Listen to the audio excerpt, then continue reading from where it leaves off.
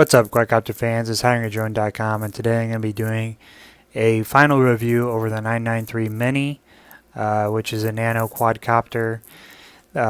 So far, so good with this. I've had excellent luck. As you can see, it's very small. It fits in, the palm of your hand.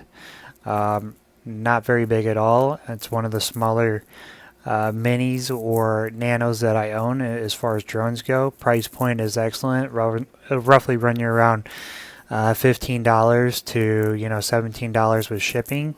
Controller very small, but still very usable, especially if you have bigger hands too. You can still hit all your buttons on here. No issues there, and it mimics a lot of the other minis or nanos that are on the market, so it's got the same design and feel. Box comes with your standards. You get some propeller replacements, you get your USB charger, and you get your instruction manual. You're not getting anything out of the ordinary. You're not getting any prop guards or anything like that. This one flies very, very well. It's very stable. You can actually take your hand off the controller and this thing will hover on its own for a short period of time.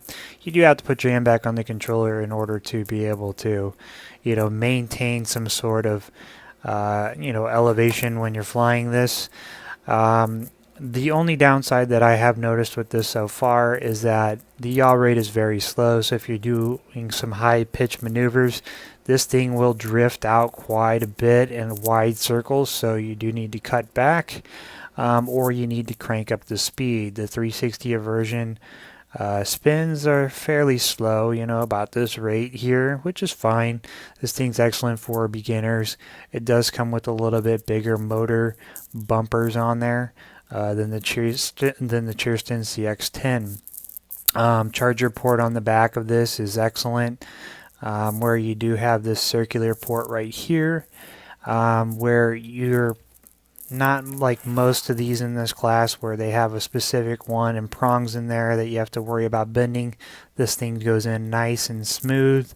Male female part just goes right in there, and this thing will charge up. You can't take the battery out of this, so that does prevent you from being able to overheat these little bitty motors on there. Battery is encased in here. You can swap it out if it does go bad by taking it apart. Your circuit board's here. Your screws run up from here into this top casing here.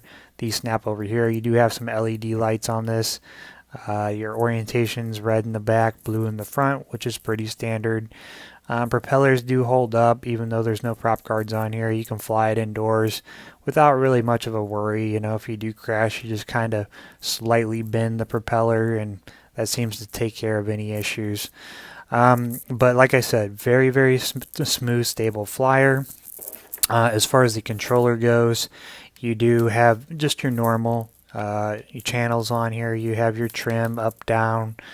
You do have left, right. You have your throttle up, throttle down. You have your 360 versions, and then you do have your left, right, as well as your pitch forward, pitch backward. And then you also do have 3 speed modes by clicking in on here, and you'll hear different beeps whenever clicking in. You do have trick mode, so you click on this stick here. Left will do a left flip. Left will do a left flip, right will do a right flip. Click it forward, front flip, click it backward, back flip.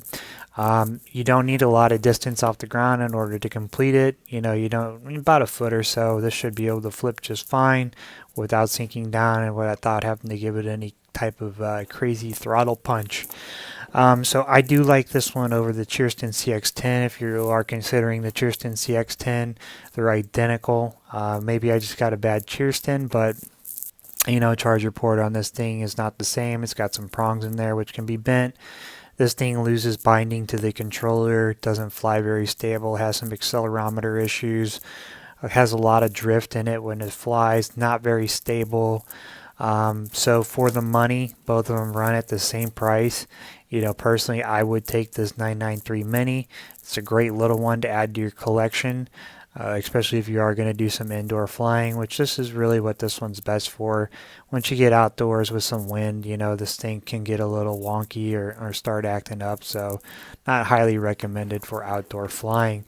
I've included some flight video in the bottom right hand corner for you to see. You know, it works well at night as well as in the day. So if this video helped you out in any way, definitely give it a thumbs up. Be sure to leave a like and subscribe to the channel for more unboxings, reviews, as well as flight videos in the future.